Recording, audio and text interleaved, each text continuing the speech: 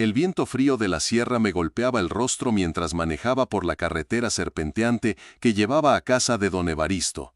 Mis manos sudaban sobre el volante a pesar del clima helado de febrero.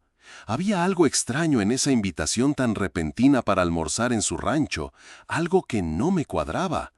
Durante los 5 años que llevaba casada con su hijo Roberto, don Evaristo apenas me dirigía la palabra, y ahora, de la nada, me había llamado personalmente para invitarme a platicar de cosas importantes.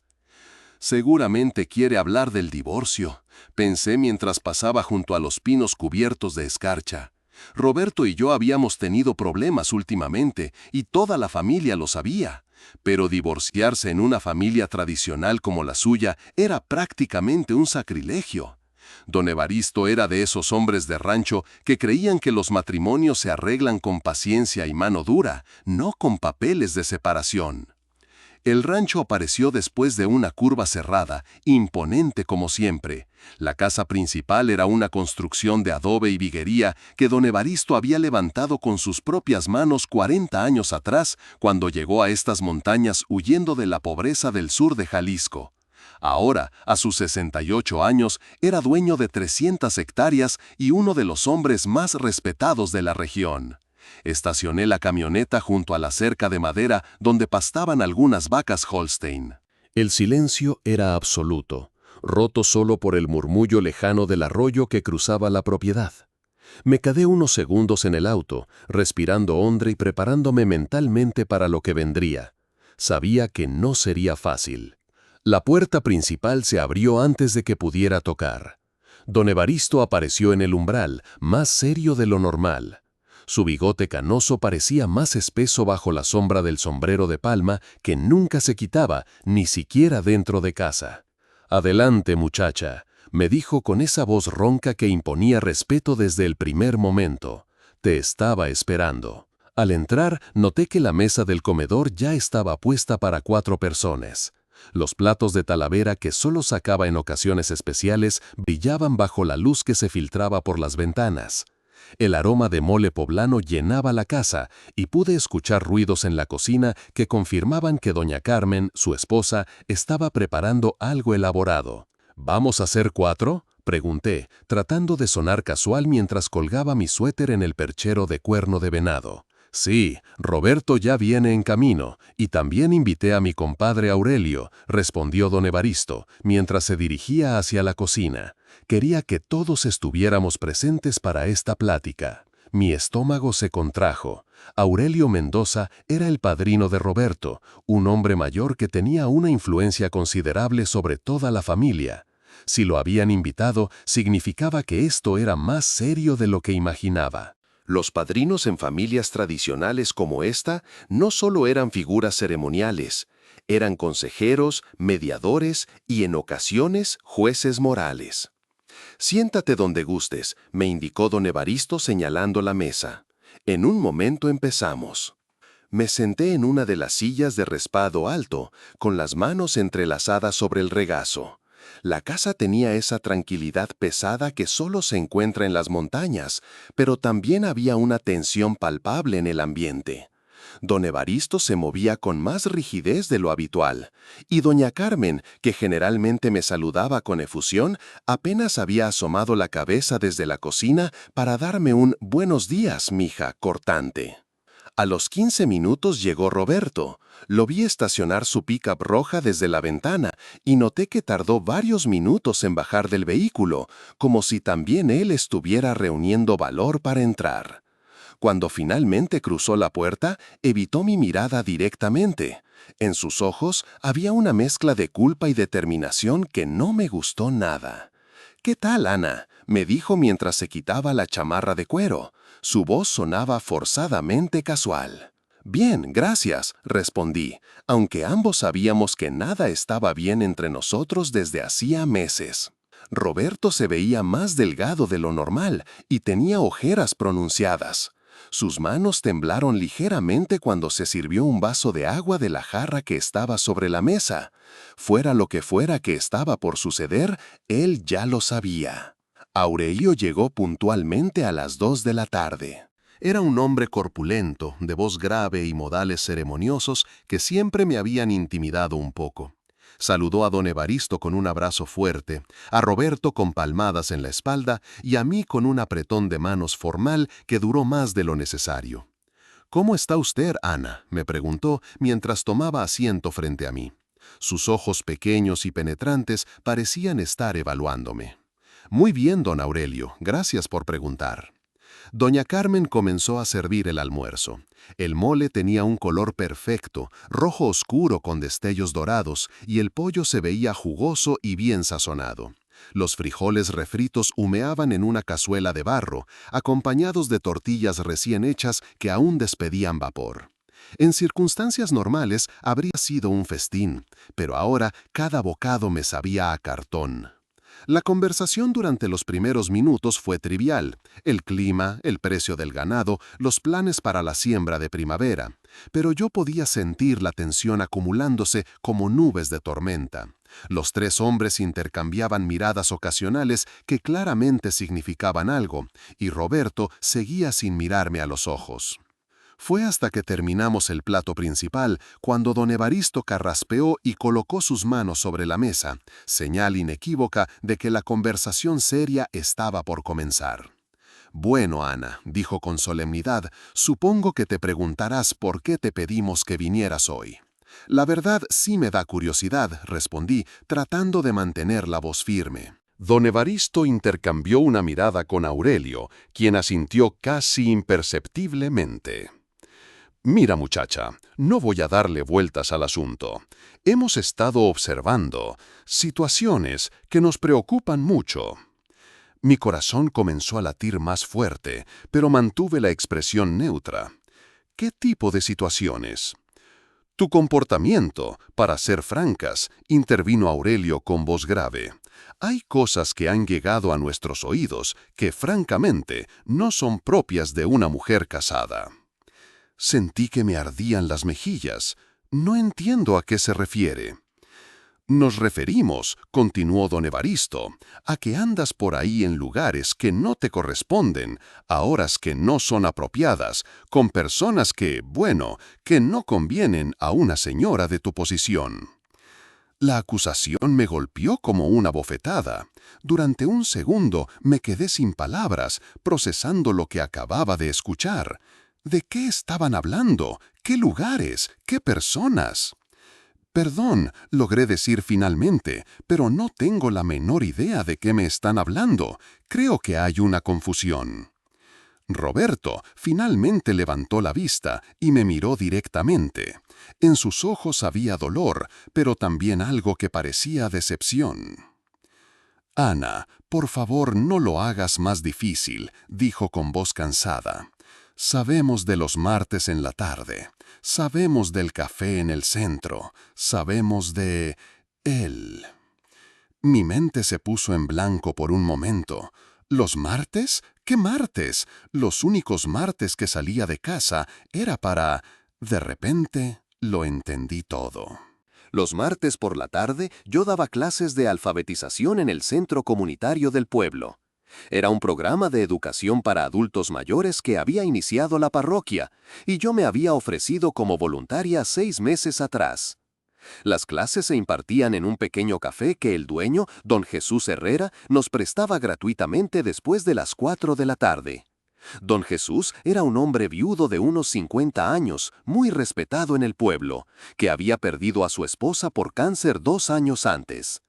Su único pecado era ser amable conmigo y ocasionalmente invitarme una taza de café mientras yo preparaba los materiales para las clases. «Un momento», dije con voz más fuerte de lo que había pretendido. «Si se refieren a mis clases de alfabetización en el café de don Jesús, eso es trabajo voluntario para la iglesia. Padre Miguel puede confirmárselos». «Ah, sí, las famosas clases», dijo Aurelio con un tono que no me gustó nada. «Muy conveniente excusa, ¿no te parece?» El insulto implícito me hirió profundamente, pero también despertó algo en mí que había estado dormido durante mucho tiempo: mi dignidad. «No es una excusa», respondí con firmeza, «es la verdad, y no me gusta lo que están insinuando». No estamos insinuando nada, dijo don Evaristo. Te lo estamos diciendo claramente.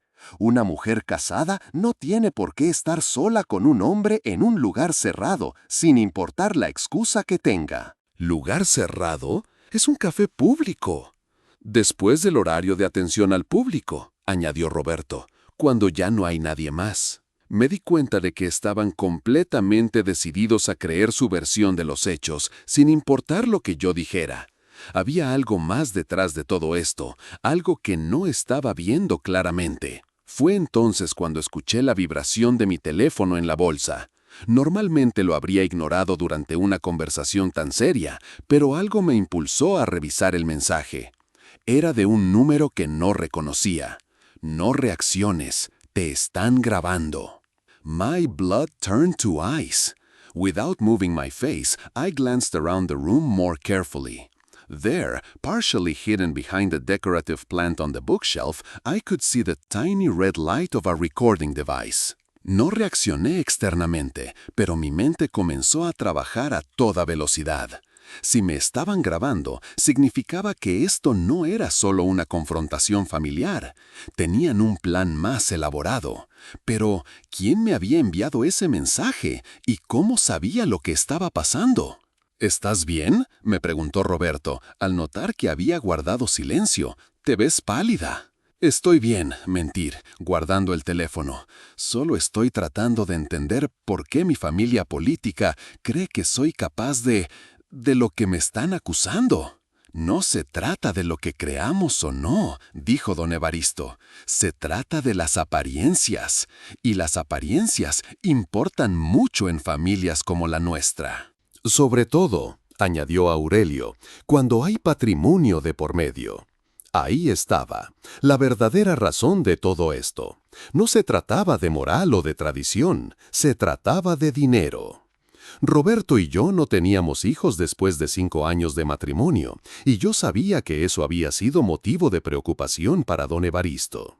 En familias tradicionales como la suya, los hijos eran la garantía de continuidad del patrimonio familiar. Sin herederos directos, Roberto podría heredar todo, pero si nos divorciábamos, yo tendría derecho a una parte considerable de los bienes. Entiendo, dije lentamente.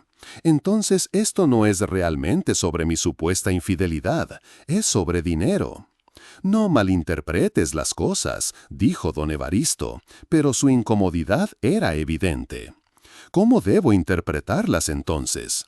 Me acusan de adulterio sin pruebas, me humillan delante de la familia y luego mencionan el patrimonio. ¿Qué se supone que piense? En ese momento, mi teléfono vibró de nuevo. Otro mensaje. Del mismo número. Revisa tu bolsa. Parte posterior. Disimuladamente, metí la mano en mi bolsa y palpé la parte posterior. Ahí estaba. Un pequeño dispositivo rectangular que definitivamente no había puesto yo. Era un micrófono o un GPS, o ambos. La realización me golpeó como un rayo. No solo me estaban grabando en ese momento, habían estado siguiéndome durante quién sabe cuánto tiempo. Todas mis salidas, todas mis conversaciones, todos mis movimientos habían sido monitoreados.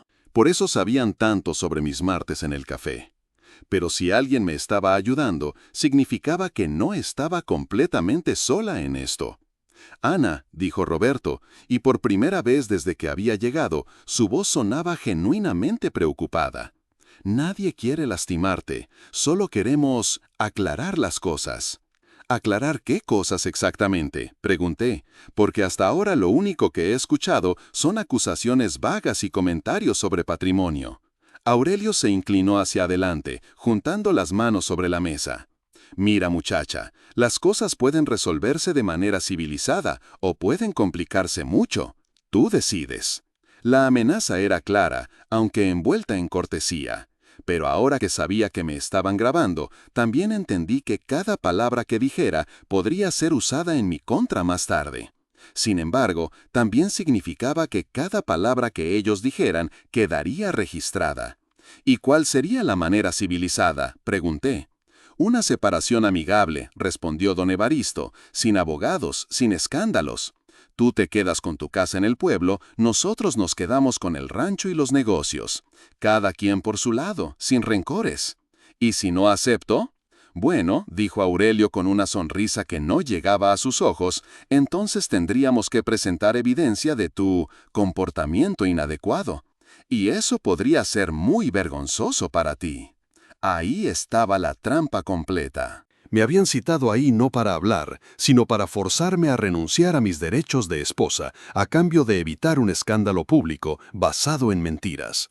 Era un chantaje elaborado, planeado cuidadosamente. Mi teléfono vibró una vez más. Mantén la calma, sigue el juego, confía en mí.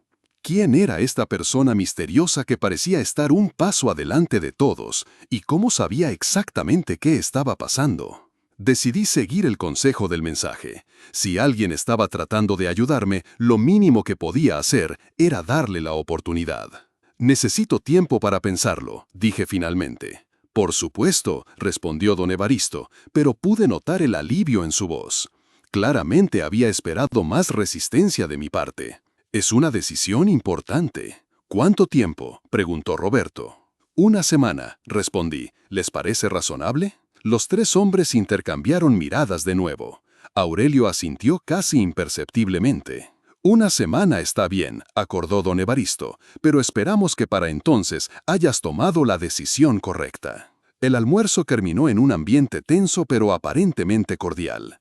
Doña Carmen sirvió café y flan casero, pero nadie tenía muchas ganas de comer postre. La conversación volvió a temas superficiales, el tiempo, las fiestas del pueblo que se acercaban, los planes para la Semana Santa. Cuando finalmente me levanté para irme, Roberto se ofreció a acompañarme hasta la camioneta. Ana, me dijo cuando estábamos fuera del alcance de los otros, en serio no queremos lastimarte. Mi papá puede ser duro, pero no es mal hombre. ¿Tú qué opinas, Roberto?, le pregunté directamente. ¿Realmente crees que soy capaz de engañarte? Se quedó callado por un largo momento, mirando hacia las montañas. No sé qué pensar ya, dijo finalmente. Han pasado tantas cosas, hemos estado tan distantes. Eso no responde mi pregunta. No, admitió con voz baja. En el fondo, no creo que seas capaz de engañarme. Pero las apariencias pueden ser engañosas, terminé por él, y también pueden ser manufacturadas. Me subí a la camioneta sin darle oportunidad de responder. Mientras me alejaba por el camino de terracería, lo vi en el espejo retrovisor, parado junto a la cerca, con las manos en los bolsillos y la cabeza gacha. Durante el trayecto de regreso al pueblo, mi mente trabajaba a toda velocidad. Ahora sabía que tenían evidencia fabricada, que me habían estado siguiendo y que su objetivo era forzarme a renunciar a mis derechos matrimoniales. Pero también sabía que alguien, en algún lugar, estaba tratando de ayudarme. La pregunta era, ¿quién? ¿Y por qué? Cuando llegué a casa, revisé cuidadosamente mi bolsa y encontré no 1, sino 3 dispositivos de rastreo pequeños en diferentes compartimentos. Los saqué todos y los examiné bajo la luz de la lámpara. Eran equipos profesionales, no algo que se pudiera comprar fácilmente en una tienda de electrónicos. Mi teléfono sonó. Era el mismo número desconocido. «¿Hola?», contesté con cautela. «Ana, soy Leticia Herrera, la hija de don Jesús», dijo una voz femenina joven. «Necesitamos hablar urgentemente». Leticia era abogada, recordé.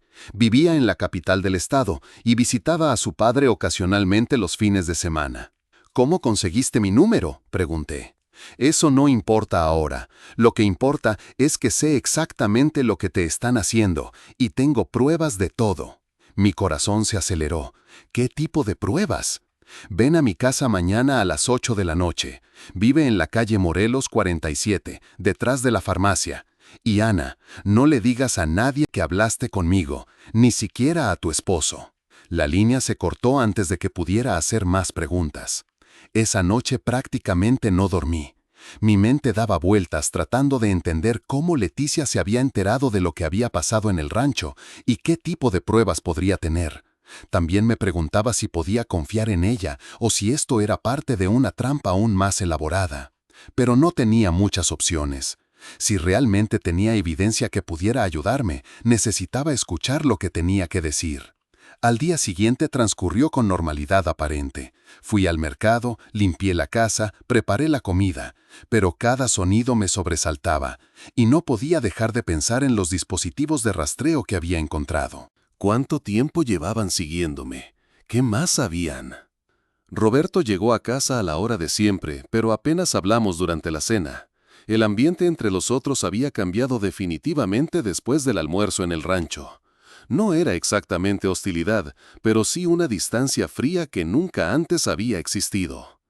¿Ya pensaste en lo que hablamos ayer?, me preguntó mientras lavaba los platos. Sí, estoy pensando, respondí sin darle más detalles.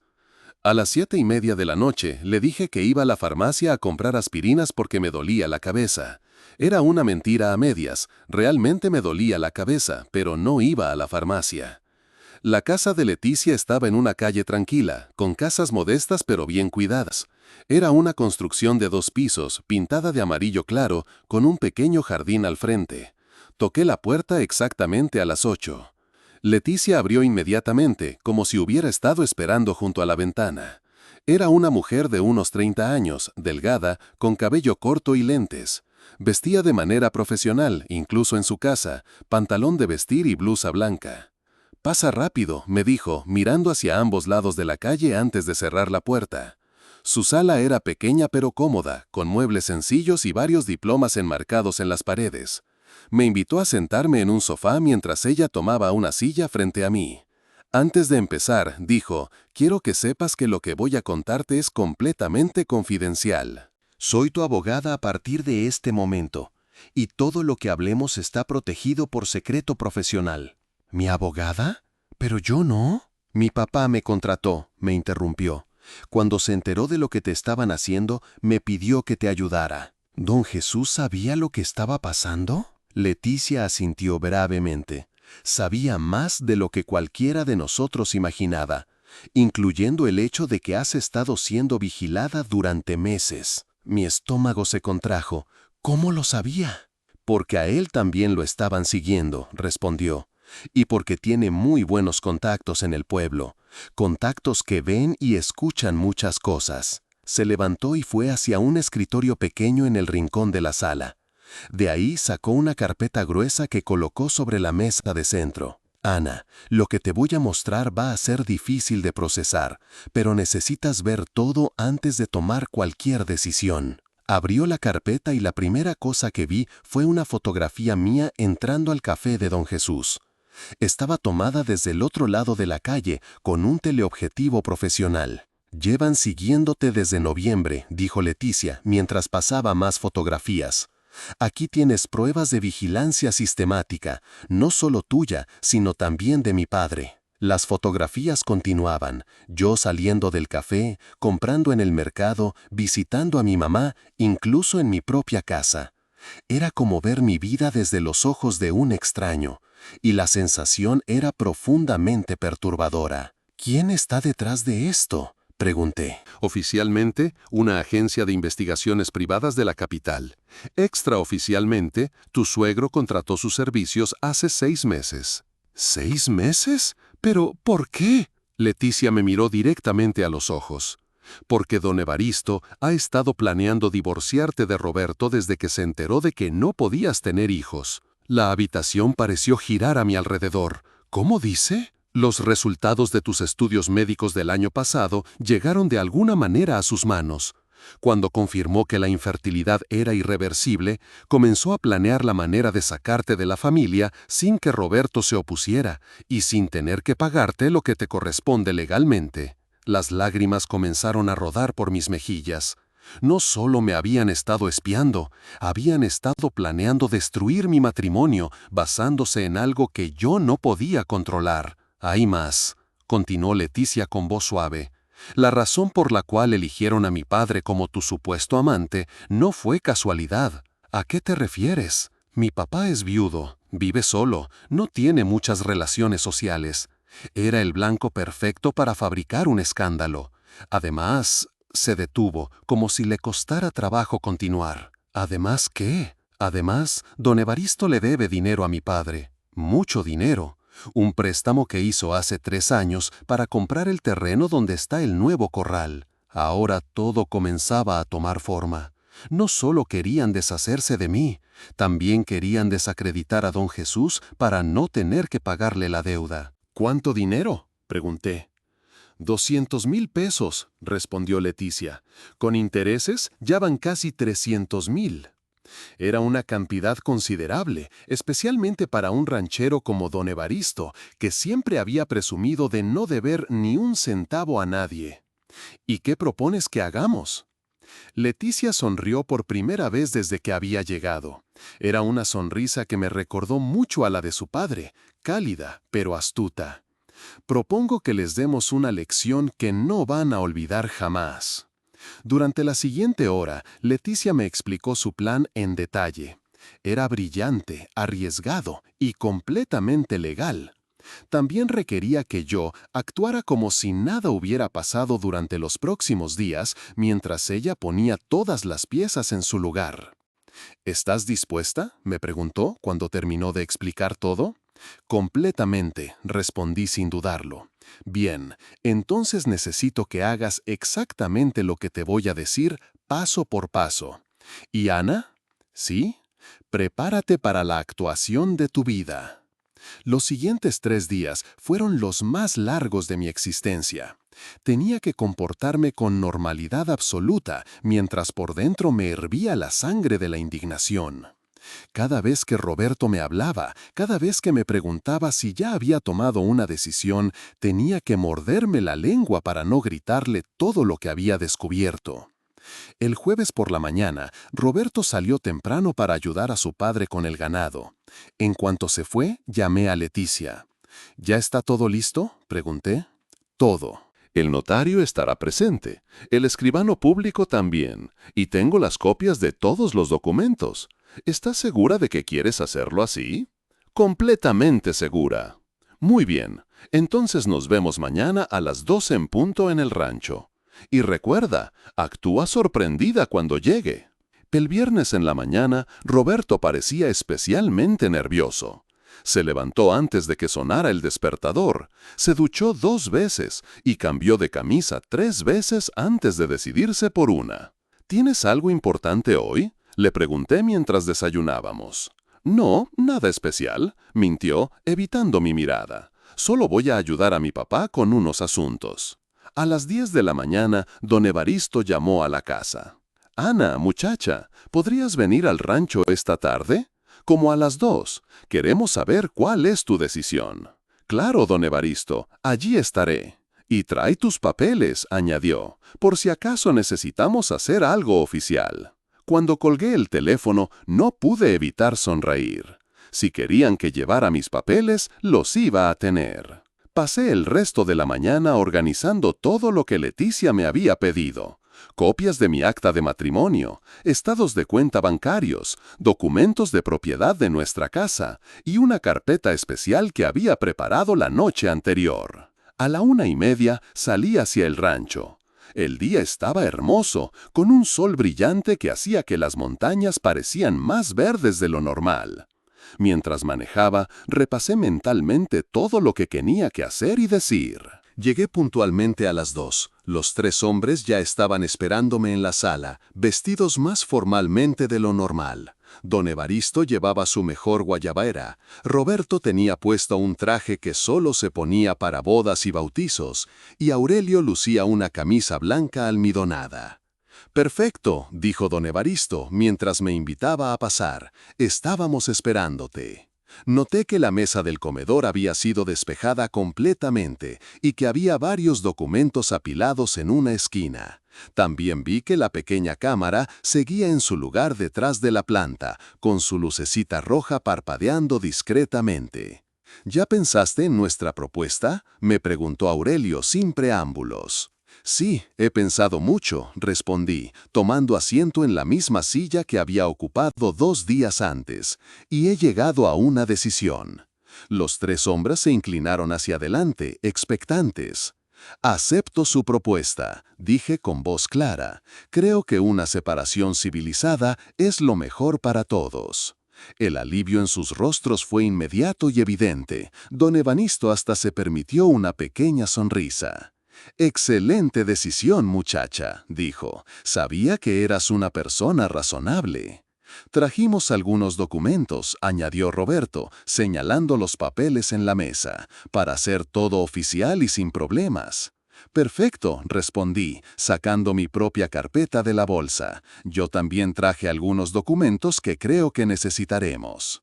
Aurelio tomó los papeles de la mesa y comenzó a explicarme los términos del acuerdo. Era exactamente lo que habían propuesto. Yo renunciaría a cualquier derecho sobre el rancho y los negocios familiares a cambio de quedarme con la casa en el pueblo. También había una cláusula de confidencialidad que me prohibía hablar sobre asuntos familiares privados con terceros. ¿Alguna pregunta?, me preguntó don Evaristo cuando Aurelio terminó de leer. Solo una, dije, manteniendo mi voz calmada. ¿Están seguros de que quieren hacer esto? Completamente seguros, respondió Roberto sin dudar. Muy bien entonces, dije, abriendo mi carpeta. Antes de firmar, me gustaría que revisaran algunos documentos que traje. Saqué la primera hoja y la coloqué sobre la mesa. Era una copia del contrato que don Evaristo había firmado con la Agencia de Investigaciones Privadas. El silencio que siguió fue ensordecedor. «¿Qué es esto?», preguntó don Evaristo, aunque su voz había perdido toda la seguridad anterior. «Es el contrato que usted firmó hace 6 meses con Investigaciones Profesionales del Bajío SADCB», respondí con la misma tranquilidad con la que habría comentado el clima. «Por 250,000 pesos para vigilar a su nuera sospechosa de adulterio». Roberto tomó el papel con manos temblorosos. Su rostro se puso pálido mientras leía. «Papá, ¿qué significa esto?»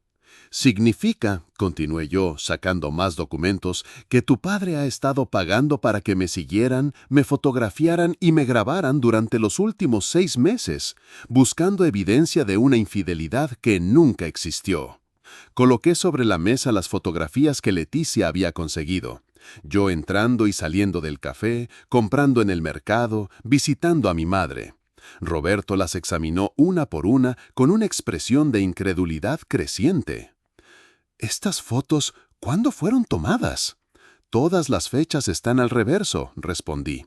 «Noviembre, diciembre, enero, febrero. Sistemáticamente cada martes que iba a dar clases de alfabetización». Don Evaristo había guardado silencio, pero pude ver que su mente trabajaba rápidamente tratando de encontrar una salida. «Eso no prueba nada», dijo finalmente, «solo que...» «¿Seguro de qué?», lo interrumpí, sacando otro documento. «¿De esto?» Era una copia de mis resultados médicos, los que confirmaban mi infertilidad. Tenían un sello que claramente mostraba que habían sido obtenidos ilegalmente de los archivos del hospital. «¿Cómo conseguiste eso?», preguntó Aurelio, hablando por primera vez desde que había comenzado a mostrar los documentos.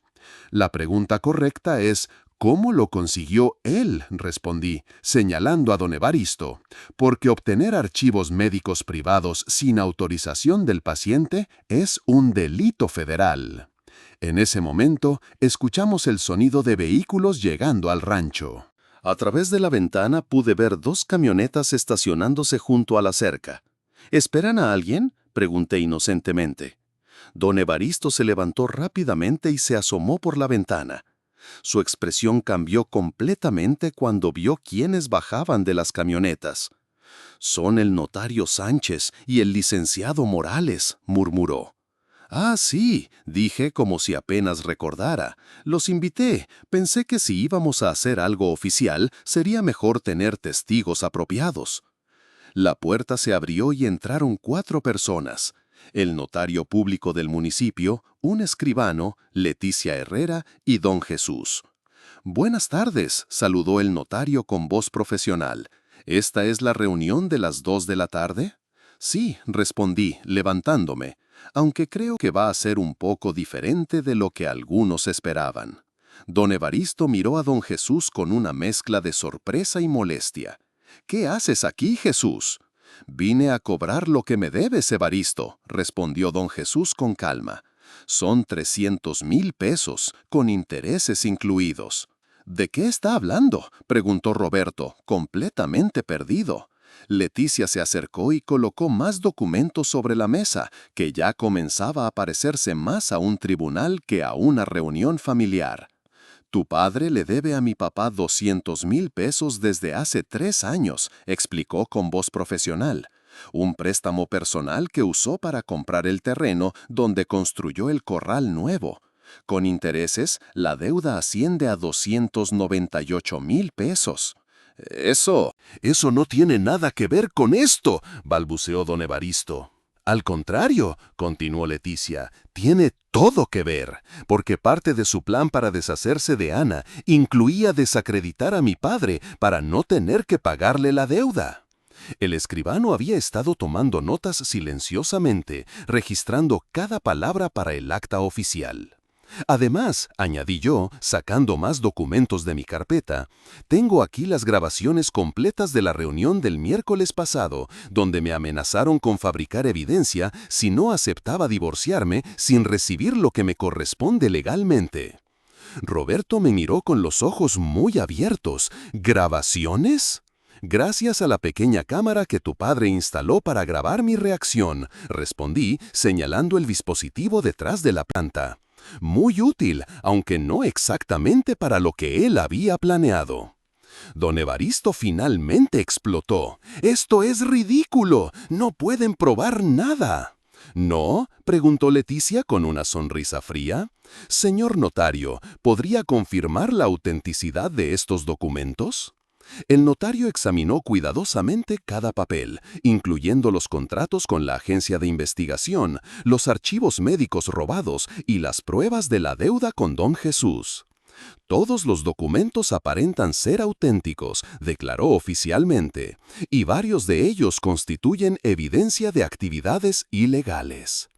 «Un momento», dijo Aurelio, tratando de recuperar el control de la situación. «Creo que todos nos estamos alterando sin necesidad. Podemos resolver esto como gente civilizada». «Tiene razón», acordé. «Resolvámoslo como gente civilizada». Me dirigí hacia don Evaristo, que había vuelto a sentarse y parecía haber envejecido 10 años en los últimos minutos. «Don Evaristo, usted tiene 2 opciones. Primera, puedo presentar toda esta evidencia ante el Ministerio Público y demandarlo por violación de privacidad, obtención ilegal de archivos médicos, chantaje y conspiración para cometer fraude». Su rostro se puso aún más pálido. «¿Cuál es la segunda opción?», preguntó con voz débil. «La segunda opción es que arreglemos esto aquí y ahora, como adultos responsables». Saqué de mi carpeta un documento que había preparado con ayuda de Leticia la noche anterior. «Este es un acuerdo de divorcio justo y equitativo. Roberto y yo nos dividiremos todos los bienes matrimoniales por partes iguales, incluyendo su participación en el rancho familiar. Usted le pagará inmediatamente a don Jesús los 300,000 pesos que le debe, y todos firmaremos un acuerdo de confidencialidad mutua». «¿Y si no acepto?», preguntó don Evaristo. «Entonces nos vemos en los tribunales», respondí con una sonrisa. «Con toda la evidencia que tengo, estoy bastante segura de que un juez me dará mucho más de lo que estoy pidiendo ahora». Roberto había estado escuchando todo en silencio, procesando lentamente la magnitud de lo que su padre había hecho. «Papá», dijo finalmente con voz quebrada, «¿realmente hiciste todo esto? ¿Realmente pagaste para que siguieran a mi esposa?».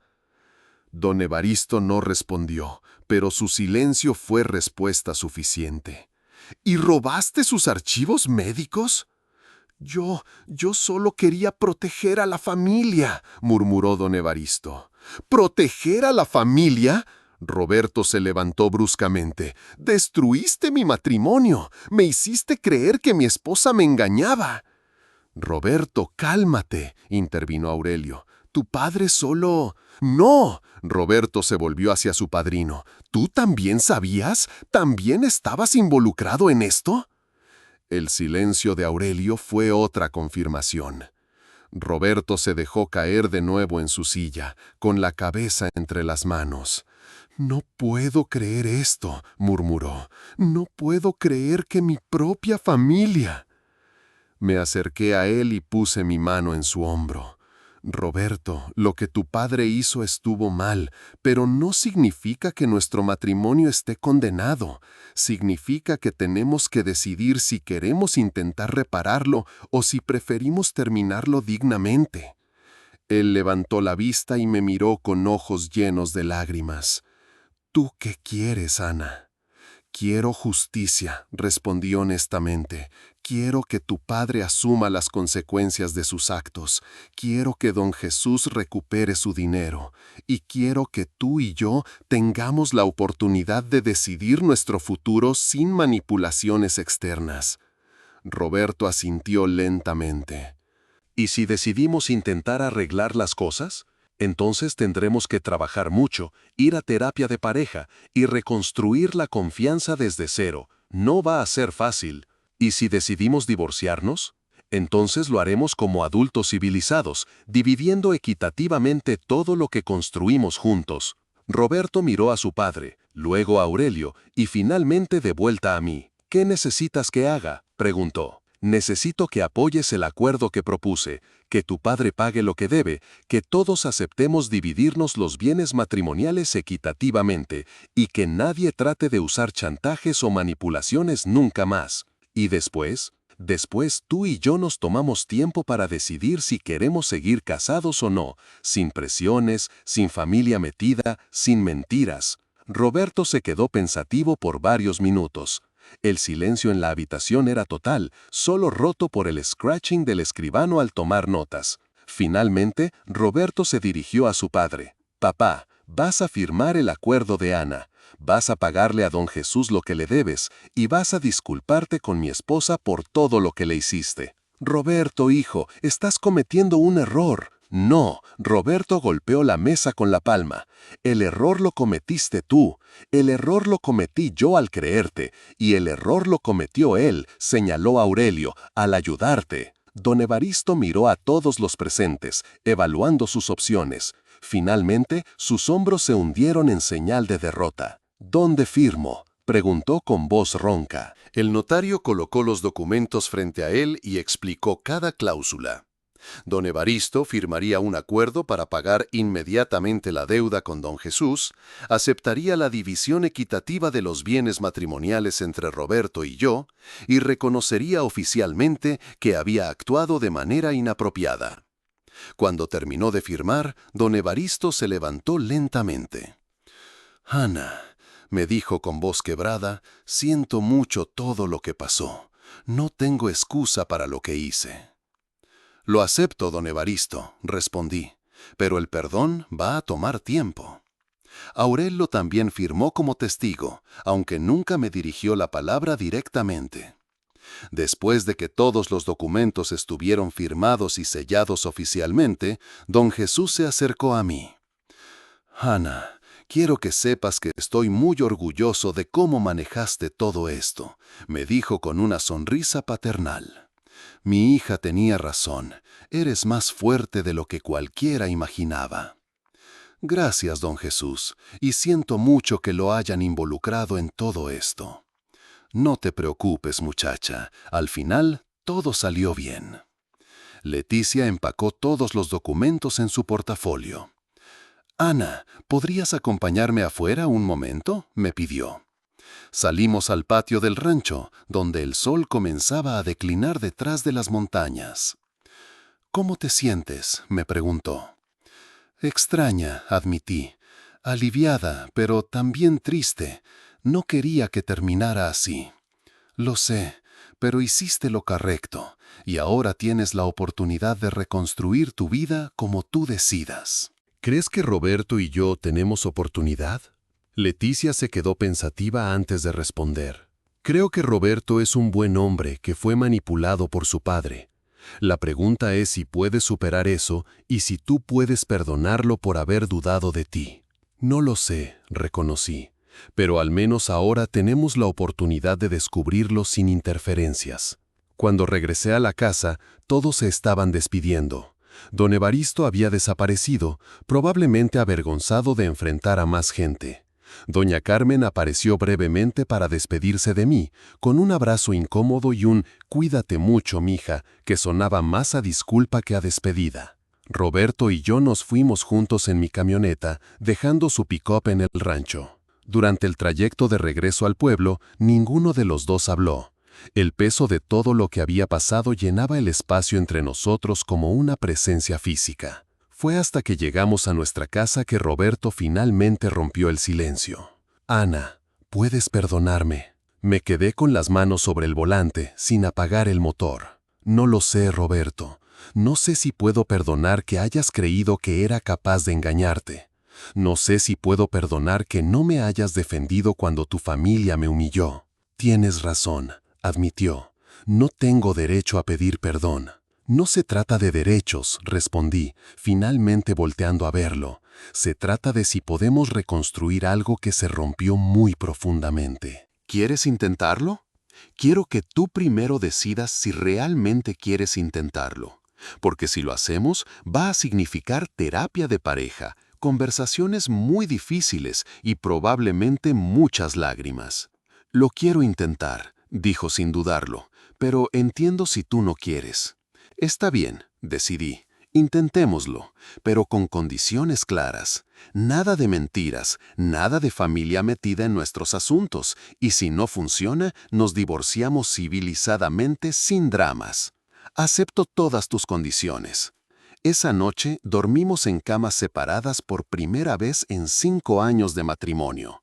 No porque estuviéramos peleados, sino porque ambos necesitábamos espacio para procesar todo lo que había pasado. 3 semanas después, Roberto y yo comenzamos terapia de pareja con una psicóloga en la capital del estado. Las primeras sesiones fueron brutalmente difíciles. Roberto tuvo que enfrentar el hecho de que había permitido que su familia destruyera su confianza en mí. Yo tuve que enfrentar la realidad de que quizá nunca podría volver a confiar en él completamente. Pero también descubrimos cosas que habíamos olvidado. Recordamos por qué nos habíamos enamorado. Hablamos de sueños que habíamos abandonado. Lloramos juntos por primera vez en años. Don Evaristo cumplió su palabra y le pagó a don Jesús la deuda completa. También me entregó mi parte de los bienes matrimoniales, que resultó ser una cantidad considerable. Con ese dinero decidí abrir un centro de educación para adultos en el pueblo, algo que siempre había querido hacer, pero nunca había tenido los recursos. Don Jesús se convirtió en mi socio en el proyecto. Su experiencia como comerciante y mi formación como maestra resultaron ser una combinación perfecta. El centro abrió 6 meses después y pronto teníamos lista de espera para los cursos. Roberto y yo seguimos en terapia durante 1 año completo. Algunos días fueron más fáciles que otros. Hubo momentos en los que pensé que no íbamos a lograrlo, que el daño había sido demasiado profundo. Pero también hubo momentos de redescubrimiento y reconciliación que me recordaron por qué había valido la pena intentarlo. La relación con don Evaristo nunca volvió a ser la misma. Nos tratábamos con cortesía fría, como conocidos que prefieren mantenerse a distancia. Doña Carmen trató de tender puentes ocasionalmente, pero la confianza estaba irremediablemente rota. Aurelio prácticamente desapareció de nuestras vidas. Creo que la vergüenza de haber sido expuesto como cómplice en el plan de chantaje fue demasiado para él. 1 año después del incidente en el rancho, Roberto y yo renovamos nuestros votos matrimoniales en una ceremonia pequeña e íntima.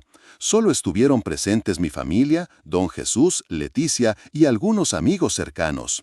Fue nuestra manera de cerrar oficialmente el capítulo anterior y comenzar uno nuevo. Nunca pudimos tener hijos biológicos, pero 2 años después adoptamos a una niña de 8 años llamada Sofía, cuya madre había muerto en un accidente automovilístico. Sofía llenó nuestras vidas de una manera que nunca habíamos imaginado posible. El centro de educación se expandió para incluir programas de capacitación laboral y microcréditos para emprendedores locales. Se convirtió en un motor de desarrollo para toda la región montañosa y me dio un propósito que trascendía mis problemas personales. Leticia se mudó de regreso al pueblo para ayudar con el centro y estar más cerca de su padre. Se casó con el médico del pueblo y ahora tienen 2 hijos pequeños. Seguimos siendo amigas cercanas, unidos por la experiencia compartida de esa tarde en el rancho cuando decidimos pelear por la justicia. Don Jesús se convirtió en una figura paterna para mí, llenando un vacío que no sabía que tenía. Su sabiduría tranquila y su apoyo incondicional fueron fundamentales para mi recuperación emocional. Roberto cambió profundamente después de todo lo que pasó. Se alejó considerablemente de la influencia de su padre y comenzó a tomar sus propias decisiones sobre el futuro del rancho. Implementó técnicas de ganadería sustentable y diversificó la producción para incluir turismo rural. Su relación conmigo se volvió más igualitaria, más basada en el respeto mutuo. 5 años después, mientras escribo estas líneas en mi oficina del centro educativo, puedo decir que lo que comenzó como una de las experiencias más dolorosas de mi vida se convirtió en el catalizador para la mejor versión de mí misma. Aprendí que a veces la gente que amas es capaz de lastimarte de maneras que nunca imaginaste posibles. Pero también aprendí que tienes 2 opciones. Puedes ser víctima de las circunstancias o puedes tomar control de tu narrativa. La tarde que recibí ese mensaje misterioso que decía, no reacciones, te están grabando, mi vida cambió para siempre. No porque alguien más hubiera tomado control de mi destino, sino porque finalmente decidí tomar control del mío. Esa experiencia me enseñó que la dignidad no es algo que otros te pueden quitar, es algo que solo tú puedes entregar. Y yo decidí no entregarla.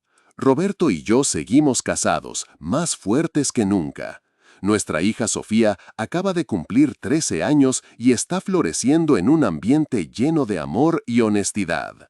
El centro educativo atiende ahora a más de 200 personas al año y ha sido reconocido por el gobierno estatal como modelo de desarrollo comunitario.